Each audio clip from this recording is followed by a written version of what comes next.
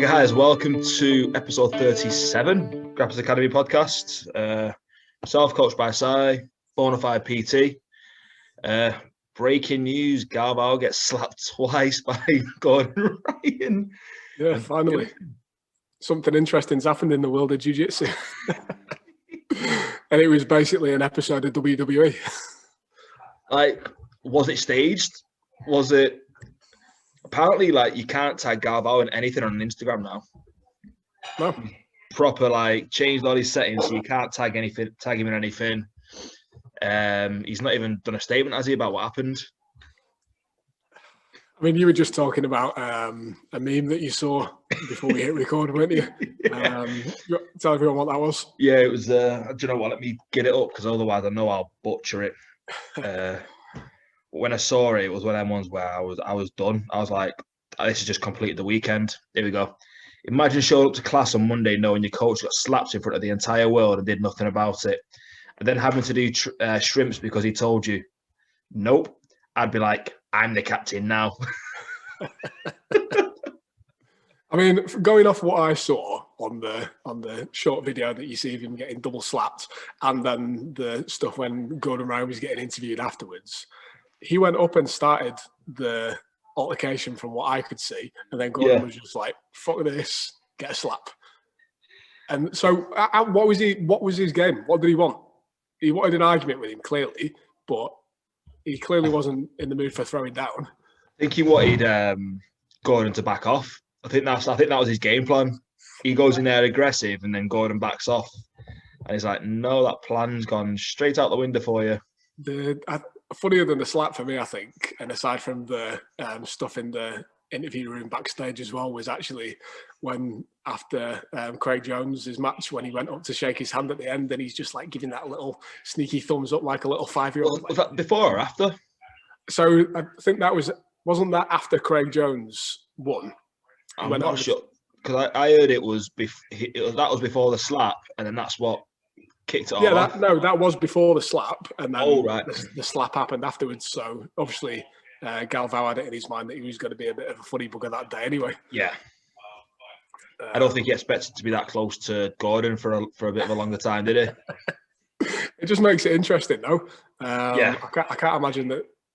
I mean, either they're playing the really long game on making the build up to this ADCC. One of the most both in it for a check, aren't they? Fucking hype train. This is the other meme that I saw that was absolute. I thought was brilliant. What is it? Did you see that? Oh yeah, Craig.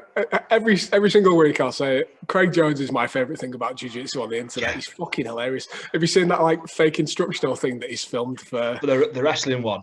Yeah, the ball-playing position. He's the best. He's got his like fans only rash guard, only fans rash guard. He's fucking hilarious. Yeah, like hands down, the best bit of jiu-jitsu at the moment is him. See, the thing is, like, it seems like he's taking Kit Dale's role, because that was Kit Dale before he went all serious, wasn't it? It's clearly an Australian thing, isn't it? Yeah.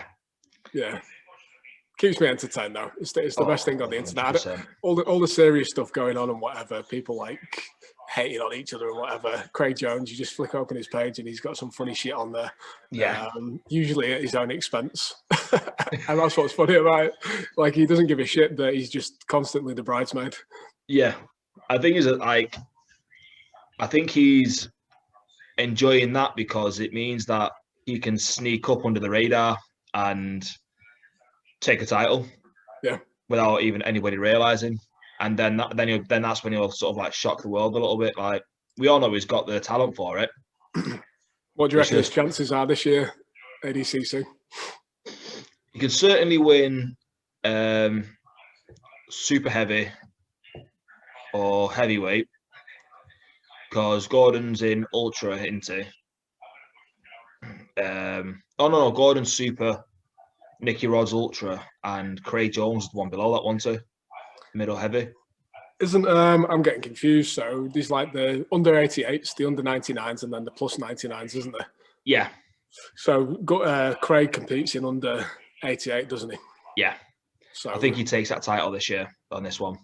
who's his Deniz is his Achilles heel though, isn't it? So they do a very good job of stalling each other out. They do, but then I think this new training routine that he's got himself in and the more consistency, I do think. Well, if you look at what Gordon did to Deniz on that last matchup, there's absolutely no reason why Craig Jones couldn't do that exact same thing. That, not to say that Deniz is not on that same power or level, but you could make the argument that it was because he was a slightly heavier weight on the fight. But I mean, Gordon had his way with that match, didn't he? Yeah. And essentially, they're playing a similar game and a similar style. I know Craig's probably still a little bit more leg dominant, but he's finishing a lot from the back as well. And I don't know. I think he's got a really good chance this year. I'd like to see him do it. Yeah, do you know what I would like? But saying that as well, that the more I've thought about it, and since you said Deniz, that is the final. I think if they're on opposite sides of the bracket, that's the final. And the problem is, when you look at it in terms of like the way that he plays his game, Deniz has got a very good game style to stall out and maybe score some points and then just ride out the match for 20 minutes. Yeah. But yeah, so it is a tough one. I think I would love to see Jones win it, but I do like both of them as players. Yeah, both very exciting actually, and it is a good matchup. I mean, statistically as well, when you look at Craig Jones's stats, if he doesn't win by sub, he doesn't win.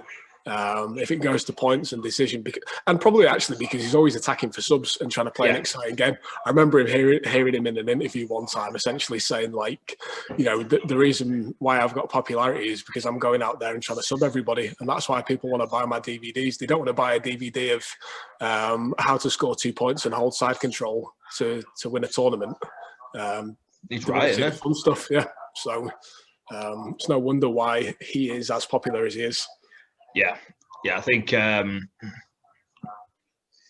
don't think his time's fully hit yet.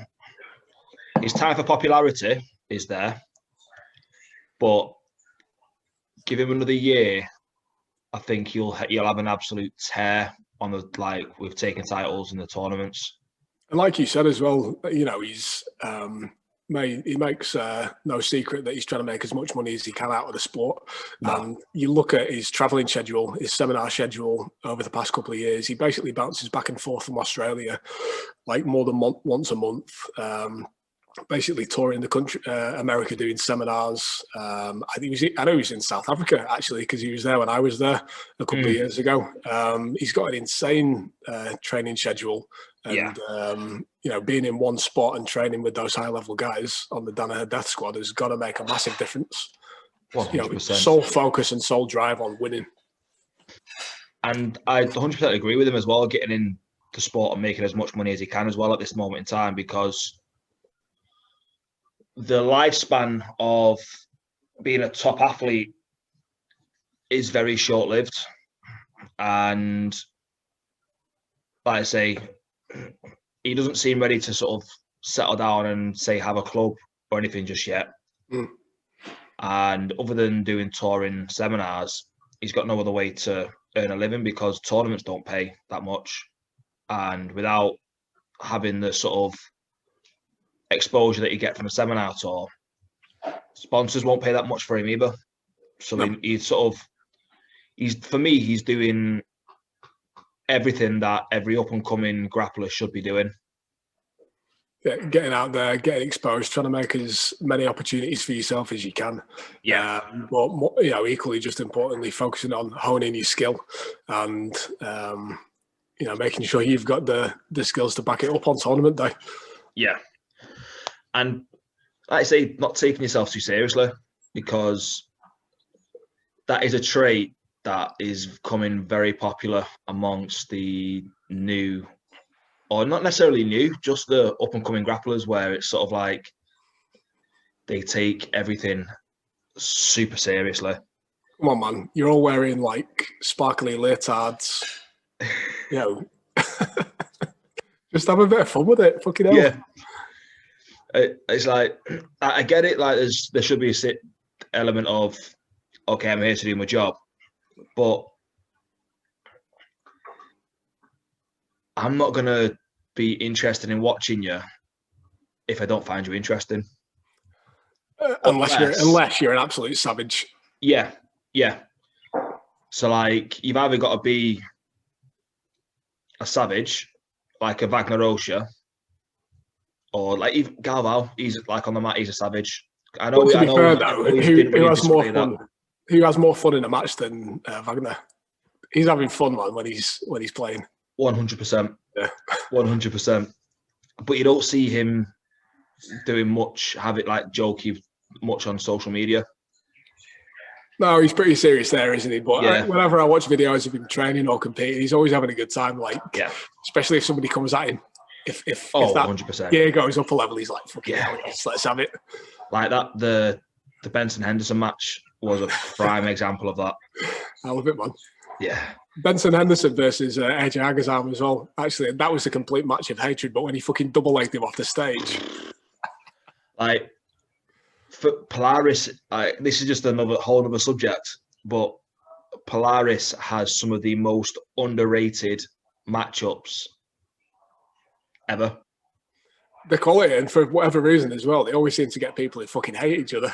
Yeah. But they don't seem to get the exposure that they deserve for some of them. Actually, I'll back up on my statement. I'll tell you why they always get people who hate each other, because basically they've had AJ Agazarm on 50% of the tournaments. And I don't think anybody likes him.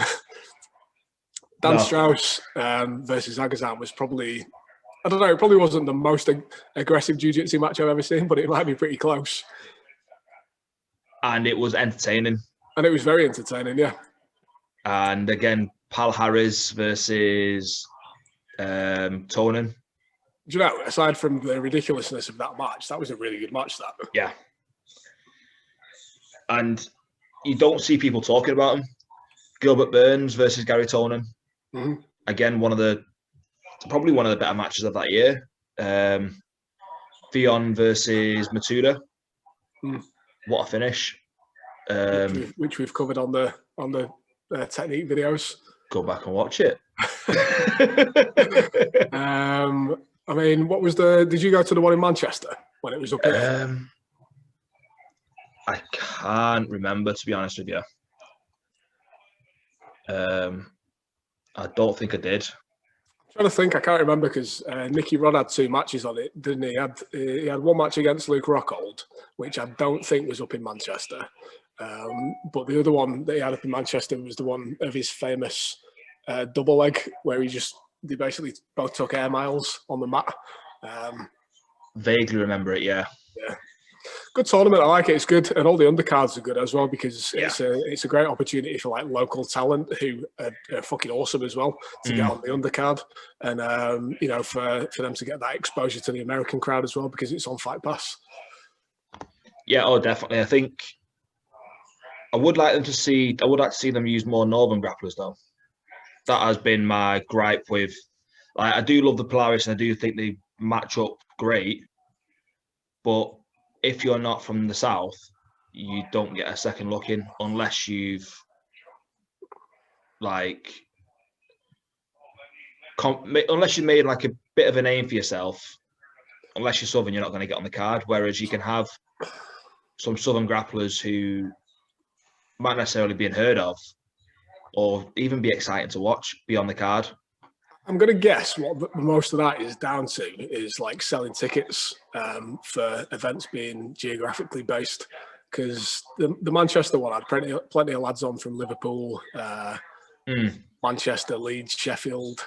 I'm just going to guess that's geographically based. They're going to get tickets through the door for the actual event to pay for itself, and then get a bit of energy in the crowd as well. I can see that.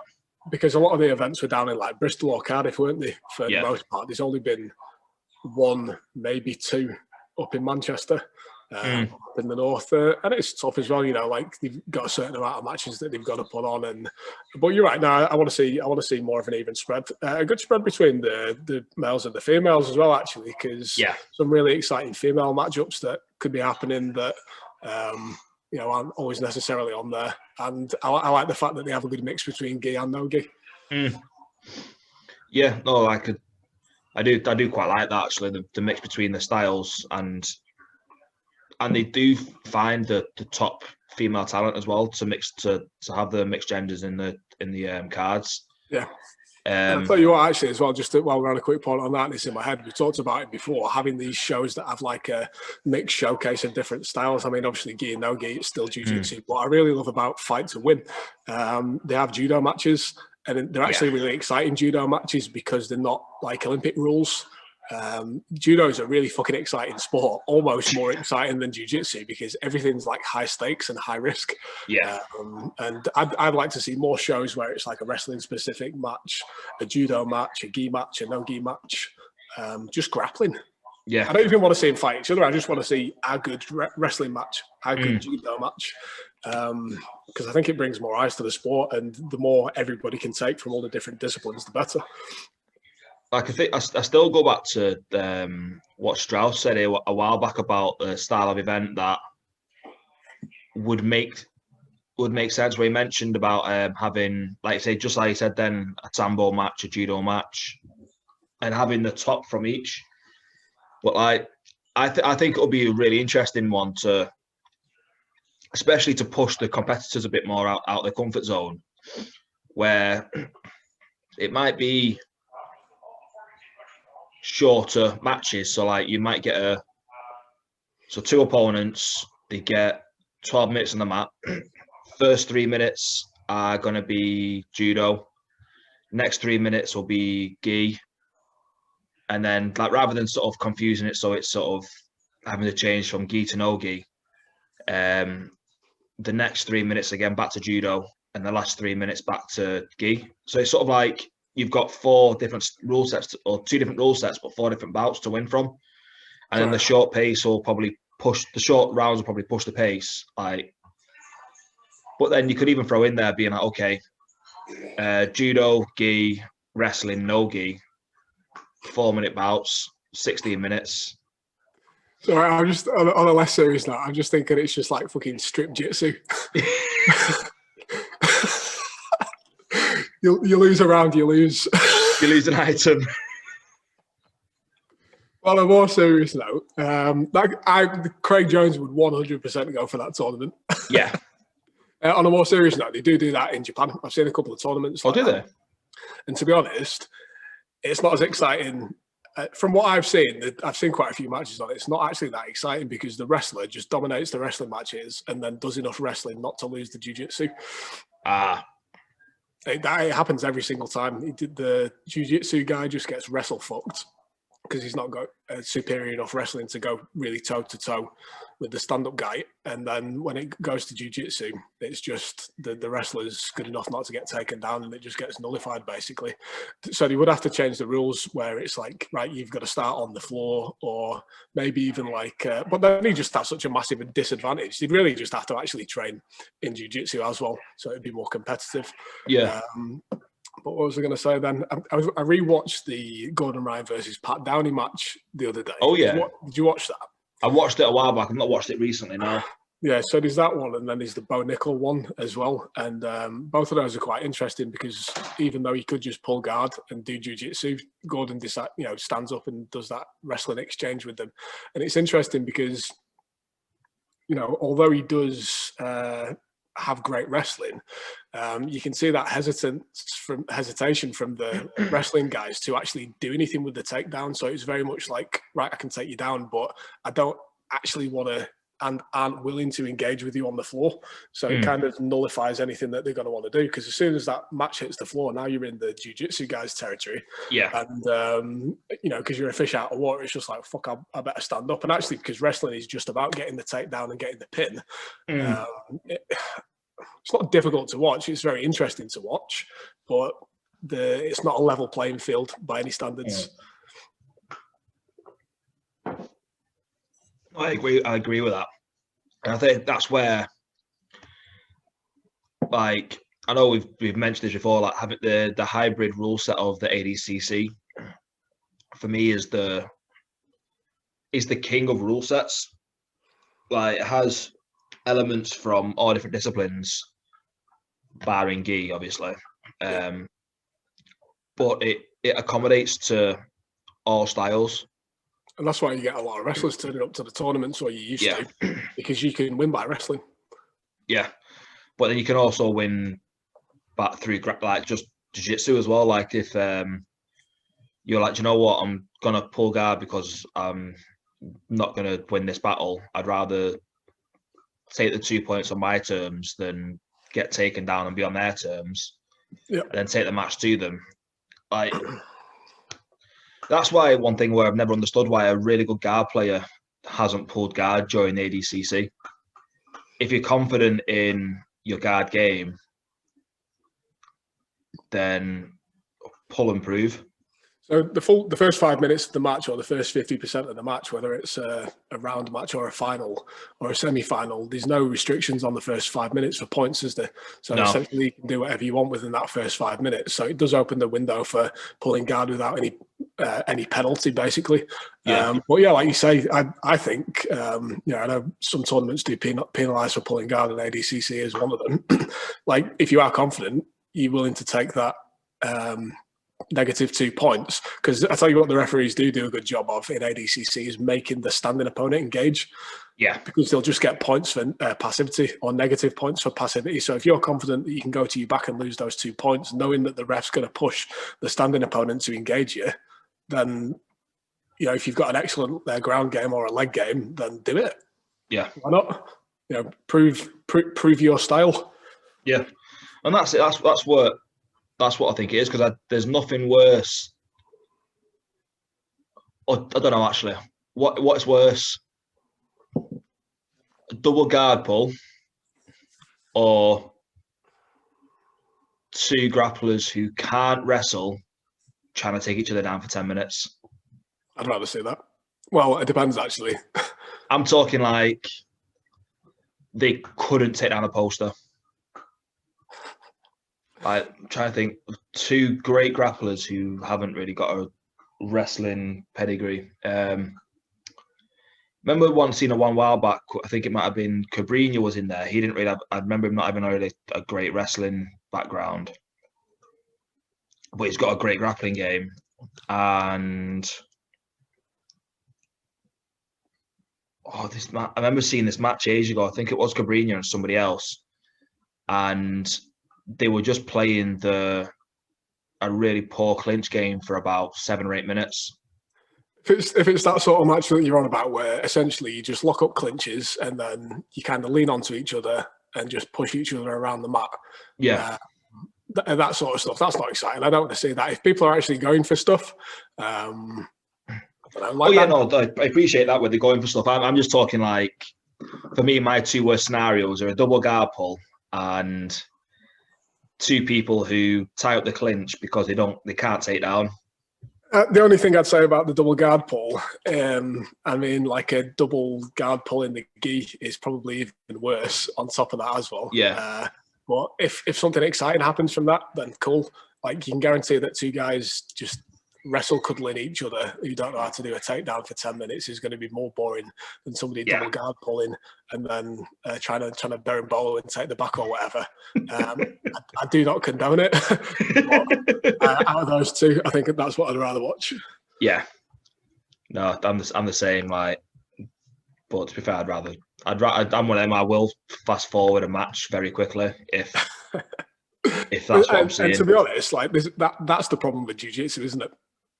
We love jiu-jitsu, but some matches are just fucking boring. Like unbearable at some points.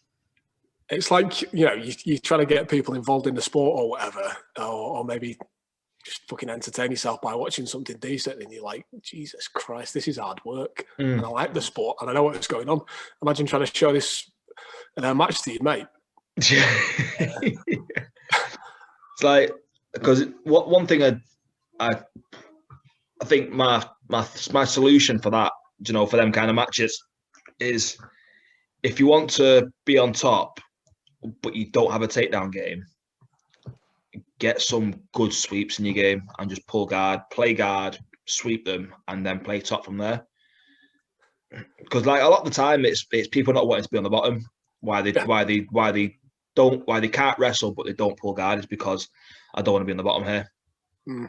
Whereas, thinking, do you think rock paper scissors at the stand up would be a good way to decide who ends up on the bottom or not? Imagine you just bump fist with somebody, ran over and went 1, 2, 3, bump, and then that would actually be pretty awesome. To be fair, that would be decent, that would it? I might message Jake afterwards and be like, Jake, do you know for your next Empire tournament, me and Bon have got the ultimate solution to stop stalls. See what he says. Yeah, 100%. I think that tournament needs a special name though. Like that's definitely a different style of match in it. What? That'd be fun. That'd be fun. I'd like to see that. Yeah, and then like, would you say there's a time limit before you have to get back up and do a rock paper scissors as well? 2 minutes for the reset, and then rock paper scissors again. Yeah, and then you end up fucking losing again, and you're underneath. You're like, fuck. Yeah, that'd be quality. That would actually be really good. What would we call the match then? I don't know. I'm just wondering as well. Actually, even more on to the top of that as well is like the Empire stuff usually happens in a cage, doesn't it? For the invitational stuff. Yeah, like, pick where you want to start. Do you want to start on mount, on the back, up against the cage? Do you want to start underneath?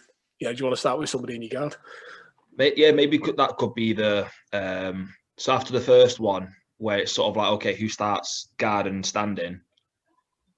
After that first 2 minutes, whoever wins gets to pick the position. Yeah, and then it's sort of like an escalation match. Yeah, so like maybe the first position could be, okay, you can either pick half guard, top or bottom, open guard, top or bottom, or closed guard, top or bottom. And the next one, you can pick side control, top or bottom, mount, top or bottom. And then the last one, you can throw in back control in there as well. So you could lose every part of the match up until the very end, win the back control one and sink in a choke. Yeah. Well, you need to get in his ear then and make sure that starts happening. I think that's actually even just a one-off match. That'd be good. That would actually be awesome. That either rock paper scissors or these like a deck of cards and you take the top one off and it like corresponds to a certain position. Or, it could be just who gets the higher value card. Yeah. There's a couple of different ways that you can do it, but yeah, definitely. I reckon rock paper scissors is a better one because there's more like intimidating your opponent. While you do it to get that psychological win rather than just pulling a card off a deck. Honestly, do it. And with that as well, you could argue that like each position is treated as a individual round. So then it's kind of like scored like boxing. Yeah. So you can get like a 10-8 round, a 10-9 round. So you say you get to the very last one but then is a finish class as a KO? So you could be losing all the rounds and then get the sub. True. Yeah. What do you think about? I don't think we've spoken about this that much, but that tag team jiu-jitsu. I like the idea. I think it needs a bit of ironing out. Yeah. Like, is there going to be a transition period where, like in WWF, where it's like you can have both people on the mat at the same time for like 10 seconds? Rear naked choke and heel hook. It's like the Royal Rumble tournament that was last year. They just like with the one with the kids one where a kid would be stood there like this and then boom, side swipes, double leg, or even like they'd be on top side control and someone just jumps in the back and sinks in a choke. Remember that one kid who was kind of just like lingering near the edge of the mat and was waiting for the one kid to finish a sub, and then he thought he'd finished the armbar, like the kid's like, yeah, and then this other kid just comes up behind him and sinks in a rear naked choke. He's fucking savage. For me, that was one of the highlights of grappling last year. That was fucking stupid. Yeah. There's so much potential for injury in that match, it's ridiculous. I think that's why they use kids, because they're more like pliable, aren't they? Yeah. Can you imagine doing that with like a mixed bag of different weights of adults? I think anything over the 70 kilo division would have resulted in injuries. Yeah, definitely.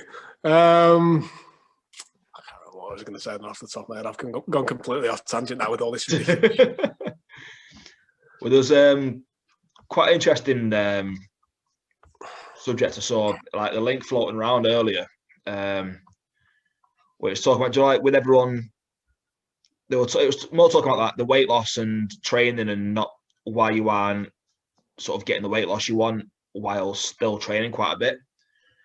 And I thought it'd be an interesting subject for us to touch on, because there's now especially in the UK, we're coming out of lockdown, and there's going to be a lot of people who are going to be wanting to train to lose that weight they put on during lockdown. And with some people, it might not occur at the speed that everybody wants. Yep. So my thing is, like, we could probably maybe list off a few reasons why they won't be getting that weight loss that they need. Not necessarily, but weight loss that they want in the methods that they're using. Should we do like a 15-minute quick fire round on this to finish up? Let's do it. Hit them with the hot points. Well, the main one is, for me, is actual motivation to commit to what you need to do, because a lot of people that you deal with or speak with who would like the idea of losing weight don't actually want to do it enough to commit to what they need to do, because we can get into it a little bit later on, but the things that you need to do are actually fairly simple and don't take a lot of skill or knowledge to implement. It's a case of being motivated to do it and actually being willing to stick to the process and be consistent with what you need to do. So you've got to make sure that really, because it isn't easy and it's not enjoyable. Like, who wants to be hungry or go and do that extra little bit of cardio that you don't necessarily want to do when you sat on the couch? But having the right mindset for it is key. You've got to make sure that when you start the process for anything, whether that be lose weight or get stronger in the gym, that your head's in it and you made an agreement with yourself at the beginning that you're going to do what it takes to get there. And I know that's a big point, but it is the key point. So as soon as somebody can get over that hurdle, for me, all the physical bits that you need to do are pretty straightforward and they look after themselves. It's a big mindset change to kick that gear. I think, coming out of this lockdown, it's going to be a different one, because people have been physically restricted from being able to do the things that they want to do. So I think people are going to come out of lockdown with a kind of burning desire to like hit the ground running. And the thing that they should be focusing on is capitalizing on that momentum and desire, and keeping the ball rolling. Yeah, no, totally agree with that. I think a few of the other restrictions is not wanting to change some of the bad habits they picked up as well over lockdown. Yeah, like everyone's working from home more. They've probably eaten more through the day without realizing it as well. And you can be like, oh well, I'm going to jiu-jitsu now. I'm doing 2 hours of classes a night, and I'm not losing weight. And it's like, well, have you changed anything else within your lifestyle? That's typically the conversation that I have with weight loss clients, but also with members of the club who pull me to one side and be like, oh, I want to make these changes. I want to hit this weight division. What can I do? And it's like, okay, rather than just train yourself into the ground and struggle with getting it down, let's make a few diet changes as well and create the big picture with it all, as opposed to just training, feeling like, oh, that's an allowance to eat more, when at the end of the day, it's not. So let's be a little bit more honest about what the original question was. And it was about, why am I not losing weight by doing jiu-jitsu classes? So, depending on where you're at in your journey with jiu-jitsu and depending on what sort of size you are coming into it, unless you are morbidly obese and you do nothing in the day and jiu-jitsu is the only thing that you're doing and you've never done anything else before, yes, you are going to lose some weight because now you're increasing your activity. Even if you don't do anything with your diet, if you don't change your nutrition one bit, if you were doing nothing before and you start doing jiu-jitsu now, you are going to lose some weight, 100% guarantee it. But let's be perfectly honest, for most people, a jiu-jitsu class is it's not that hard of a workout until you actually start sparring. And if we think about how much of a class is sparring, it's probably not sufficient enough to sustain long-term weight loss after you've hit that initial plateau. So although I do agree and think that mat fitness is best done by training jiu-jitsu, it's got the biggest transfer over for improving your fitness. I'm going to have to say you're going to have to work a bit harder outside of the training room if you have a big goal of weight loss. Like, it's not going to happen on the mats. No. You're going to be very hard pressed to get that big weight loss that you need on the mats, just because of the time frame that you have to do it and actually the way that classes work out in terms of efficiency. Now, it's going to be a big help, because if I look at what I would do in a tough training session, let's say maybe I've got a, it's an open mat and you're doing 15 rounds, and you might be getting that done in around about an hour. I mean, for me, I'm a heavier guy, so probably 800, 900 calories in that hour's worth of exercise. Great, that's a great cardio workout, but that's not a class. It's two very different things. I don't know what your thoughts are on that. Yeah, I agree. Like, the fact of the matter is you're not going to sustain the weight loss, like you said, unless you're at a position where you can spar heavily multiple times a week. And supplementing your training is going to be necessary, especially if that's your main goal, some sort of physique change. So the other, sorry, just to jump in there again, like the other problem with using sparring classes as a way to progress through a weight loss goal is that it's really immeasurable. You're going to get different training partners all the time. Your training partners are going to be in a different mood when they want to train. You might not get the same out of it every time.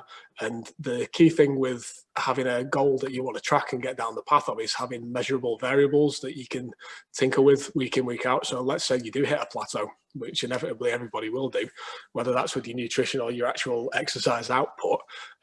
You need to be able to assess it, like with data that you can collect from measuring what you're doing. So whether that's like I go for a 30-minute run 3 days a week and I burn 300 calories every time I do it, or I'm putting 2,500 calories into my body now, when I hit a plateau, I know that I can come down by perhaps 10% and then use that data to my advantage rather than it just being guesswork. Because a lot of people just think that, I'll cut out carbs, or I'm going to stop eating chocolate, or maybe I'll cut out alcohol. It's like, right, okay, that's probably going to work if in the short term, but actually long term, it's guesswork and it's not good enough. Yeah, but also as well, is the change that you're making sustainable to the lifestyle you want to lead? Yeah, like if your social circle relies heavily on drinking, and you're thinking, you know what, if I cut alcohol out for a couple of weeks, I'm going to lose weight. Yeah, that's great. But what happens when you start drinking again? Because that's what you know as your socializing aspect of life. Like, make changes that are relevant to your longevity of the change. So the easier one could be, I'm going to switch milk to lower calorie milk, my sauces to lower calorie sauces. I'll have sugar-free fizzy drinks when I have them. They're the more long-term changes. And then from there, that's when you can be like, okay, I'm going to get more specific and be like, I'm still going to drink, but I'm just going to have less or have a lower calorie drink. I'm going to learn different methods and techniques that will help me stay in a calorie deficit if I want to go out on an absolute blinder over the weekend. Like, they're the kind of changes that are going to get you more long-term success, rather than like we were saying, the cutting the carbs out and cutting the alcohol out for a couple of weeks. You'll get quick results, but you'll probably end up gaining back what you've lost and with potentially extra. Yeah, I think two things for me, again, just to build on that you're talking about, is one, if you've got a goal, you need to know where you're at now. You need to know where you want to be. And then based off those 2 points, you can make an assessment of where you're at now and what changes you need to make to get you to point B. it's no good doing guesswork. Like, let's just say, for example, you wanted to buy a house. Yeah. And you went into the bank and the guy goes, you're like, oh, I want to buy this like £1 million house, let's say, for example. And the bank manager goes, okay, great. How much savings have you got? And you're like, oh, I don't know. I don't track my savings. And he's like, right, okay, well, what do you earn and what's your monthly outgoings? What do you spend on going out for a drink or buying new clothes? And you're like, oh, I don't know. I don't really track that. I tell you what, that bank manager would say to you, he'd say, go away, get that information and come back because I can't do anything with you today with that. So know where you are, know where you want to get to. And then it might be difficult for some people, actually. What you're talking about is really good because giving people strategies and tools and educating them to how to get to that is really important. But you've got to have a firm understanding of where you're at and where you want to get to, and then you can start looking into those tools of how to get from point A to point B. But then the other thing as well, to kind of touch more on what you were talking about in terms of like making sustainable lifestyle choices, is truly being honest with yourself at the beginning and saying, how much do I really want this goal? Because everybody can cut out alcohol if that's what they want to do, or stop eating sweets or chocolate. But really, is having that weight loss goal, and if that's going to make you miserable, is that more important to you to be that weight than to actually enjoy your life as well at the same time? Like if it's having a negative impact on your friend group or having a negative impact on your family life, then is it worth it? Like, you've got to make those decisions at the beginning and be honest with yourself, because I think a lot of people would like the idea of being a certain thing, but actually to do that is going to make them unhappy. No, I 100% agree with that. And I think as well, like, it's the being honest with yourself at the start. That's the toughest part for a lot of people, because we all kid ourselves with what we actually do, don't do, how much we consume. Like, we tell ourselves one thing, but then the matter of the fact is we're kidding ourselves. And if we can lie to ourselves that easily, we can lie to a coach or anyone who's giving us advice. And you know what? Very easily. It's very easy to justify something to yourself, but at the end of the day, think about this. The only person that cares about your weight loss goal is you. Yeah. That is the only person on the planet that it's important to, is you. So you can lie to your coach all day long. They're going to try to help you get to where you want to be, but ultimately the person that's going to have the impact on is you. So, take 100%. Some ownership of that and do what you need to do. And the coach can only work with what you tell them as well.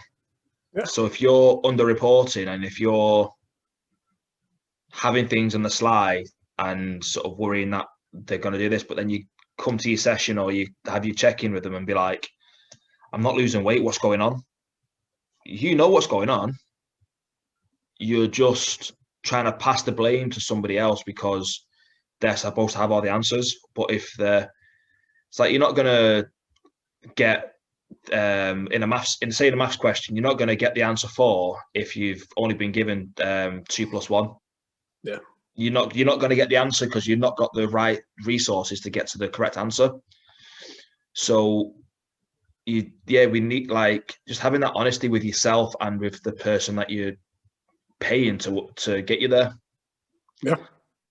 I mean, there's plenty of resources online as well. And I think a big problem with that, and I'm not knocking getting information off the internet because it's great and there's loads out there. I think a big difficulty for a lot of people who are uneducated on how to do this sort of thing in the realm of fitness and health is, like, there's a lot of contradictory information out there. Yeah. And actually being able to filter through the bullshit is really tough. Because there's so much contradictory information out there. But what we've been talking about all the way up until this point is not debatable. The strategy that you choose to implement to get that weight loss, I'm not going to say it's irrelevant, but it's less important than the mindset and what we've been talking about in terms of motivation and being willing to do it. I mean, I've had a lot of people, and I think I've heard a lot of people express on the news as well when you watch, I've lost 20 kilos over lockdown. they could go to the gym before. You know, why weren't they doing it? The strategy doesn't matter. Like simply just going for a walk every day is going to put you in a calorie deficit if that's what you need to do, and make you healthier and get your heart and lungs working better and get your body working better. The actual strategy or the tool that you use to do it, it's almost irrelevant if it's a weight loss goal. Now, if you want to put on more muscle or get stronger, that's a different thing altogether. And I think a lot of these people who have had a really good weight loss over lockdown and are now coming into it are going to have to make a switch to start getting stronger and having better, stronger bodies. But simply just a weight loss goal, it is, and I'm going to oversimplify this for everybody, it's very easy. There is nothing complicated about it. And it's just a case of having the motivation to do it and being willing to stick to it. Yeah, like it does come down to the very simple formula of less comes in and you use more energy. It's really that simple. You consume less energy and you use more energy. Like we've oversimplified it there because like as coaches, we know there are other factors that play into it. And by other factors, I'm not talking they need to be having this much fat, this many protein. They help the picture, but they don't finish it. The other factors we're talking about is what Bond was just touching on then. It's the method that's suitable for you and the motivation. That's the more complex side of weight loss, as opposed to the method is really simple.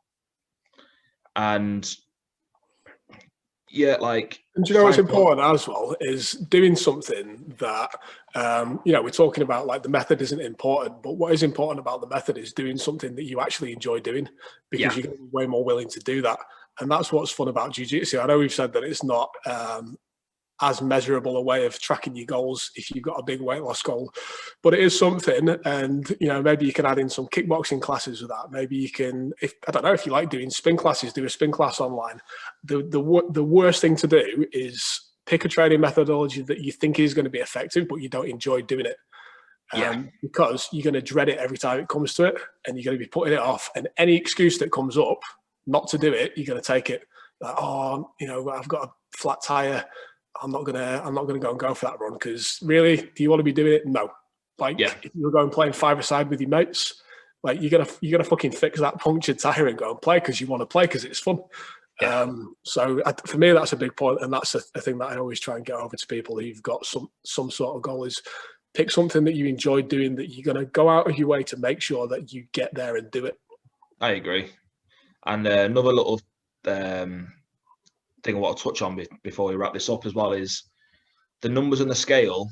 Unless you're a combat athlete and you're competing and you have to hit a certain weight scale, or even like a powerlifting athlete, or unless you're participating in a sport which states you have to be a certain weight, the numbers in the scale are just a measurement tool. They don't define what or who you are. For me, because whenever I get told by somebody, I want to be this weight by this date, and I'm like, the question I ask them is, okay, so in your head, picture yourself however you want to look, but the weight on the scale is twice that of your target number. Are you going to be happy? And I'll put that question onto them, and then I'll also say to them, okay, so you look and your clothes fit exactly the way they are now, and exactly the way you are now, but you're at your target weight. Are you going to be happy? And that gives them something to think about. And I will stress to anybody who asks me that, I want to hit this weight. I will ask them why, and I'll be like, don't need to worry too much about the scales as long as you're healthy, in the shape that you're comfortable in, and your clothes fit fine. Like, the weight on the scales is just a measurement tool of, okay, I think it's going in the right direction, not a set number that you have to set a target for, unless, again, you need to hit a weight category for a sport. No, I totally agree. And like we said, it is hard to see the wood for the trees sometimes, but there's a lot of information out there. If you guys need any more help on this as well, obviously me and Si have got years worth of experience in this line of work, and we've helped a lot of people over the years. So hit us up if it's just something simple as a quick question that you want us to answer on the podcast. We're more than happy to do that. We've quite easily just ranted for 20 minutes about one topic here. So I hope that you've taken something from this that you can apply into your post-lockdown goals. But what I'd say as well is, don't wait till then. Start making the change now. The best day to do something is today. So don't wait, don't miss the opportunity to jump on the bus, because that first little step out of the door is the toughest one, but it's the one that sets you on the journey to get into where you want to be. And we've got a lot of advice that we can give on this, whether or not people want to hear it or not. The hard truth is sometimes the hardest thing to hear, and sometimes you just need a bit of a slap around the face and a wake up in terms of the honest truth of it, and not being told that this booty is going to be the one that gets you to your weight loss. And there's a lot of that sort of shit on social media as well, isn't there? Unfortunately. The unfortunate reality of it is that it's a bit of hard work and discipline and motivation. And like I said, if you do have a bit more of a complex question, like I say, ask us, and if we think it's suitable, we'll try and answer it in one of the episodes as well.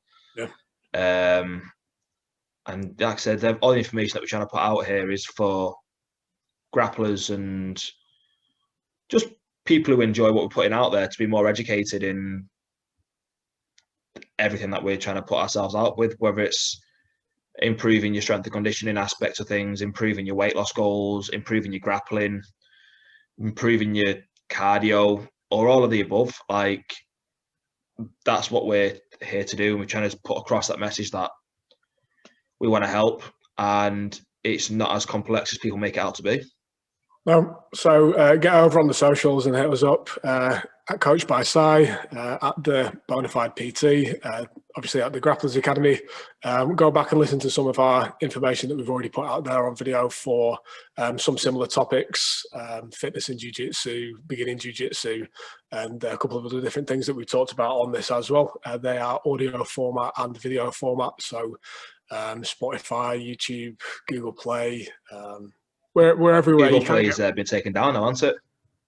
Not on Google Play then. Yeah, this is just a random one, to be fair. This reminded me then. I got the notification from Google Play being like, we're discontinuing this service. Please transfer all your purchases to YouTube Music. And I'm like, I don't want to pay for YouTube Music. Well, the point is, stick the Grapplers Academy in Google, and you're going to find us on something, whether that's video or audio.